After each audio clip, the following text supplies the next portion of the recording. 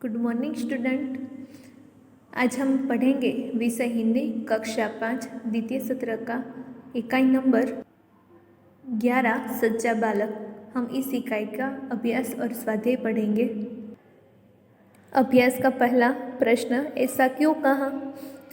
तो पहला सवाल है, सरदार ने पूछने पर लड़के ने कहा मेरे पास 40 अशर्फियाँ हैं।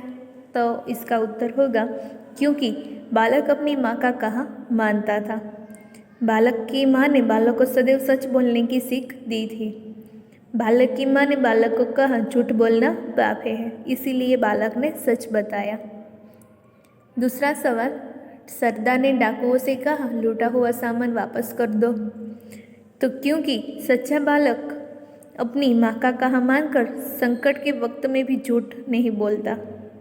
इस बात से सरदार को अपने काम से पछतावा हुआ। सरदार ने भी ईश्वर के बताए नेक रास्ते पर चलना पसंद किया और लूटा हुआ सामान वापस कर दिया। अभ्यास का दूसरा प्रश्न, पढ़िए और लिखिए। तो आपको ये 5 वाक्य पढ़ने हैं और उसके बाद लिखने हैं। अभ्यास का तीसरा प्रश्न, आप अब्दुल कादिर की जगह होते तो क्या करते? तो हम लिख सकते हैं कि हमें भी अब्दुल कादिर की तरह सच बोलने की आदत होनी चाहिए। हमें अपनों से बड़ों के बताए नेकी रास्ते पर चलना चाहिए। संत के जीवन प्रसंग से सीख लेनी चाहिए। अभ्यास का चौथा प्रश्न, पढ़िए और समझिए। तो यहाँ पे दरेक शब्द के सामने विलोम शब्द दिए हैं। माँ है तो बाप, बड़ा छोटा, सच झूठ, नेक बेईमान, प्रसिद्ध अप्रसिद्ध, आज तो कल, पास तो दूर।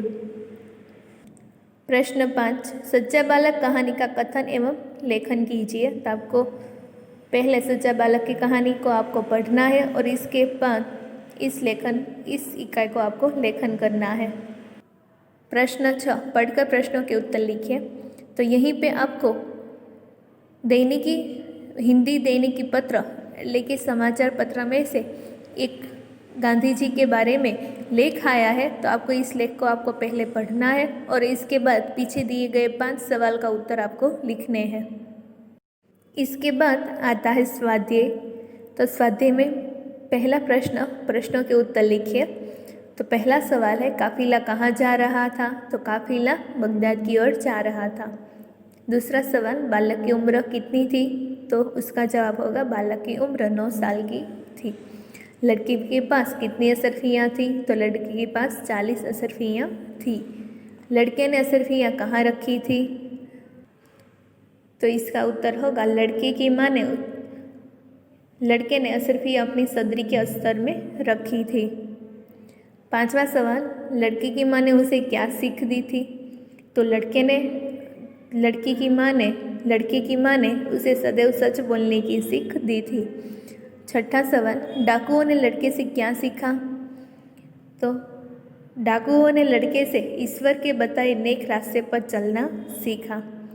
सातवां सवाल, सच बोलने वाला बालक कौन था?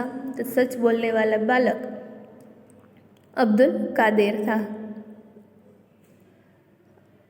आठवां सवाल, अब्दुल कादिर की समाधि कहाँ है? तो अब्दुल कादिर की समाधि बगदाद में है।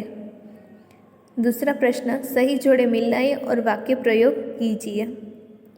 तो पहला है कड़क कर बोलना, तो कठोरता से बोलना। दूसरा, घुटने टेकना यानी कि हार मानना। नेक रास्ते पर चलना, तो सही रास्ते पर चलना। आँखों का तारा, तो बहुत प्यारा। और कान फूंकना, तो कान में कहना। तो इस तरह हमारी इस इकाई का स्वाध्याय पूर्ण होता है।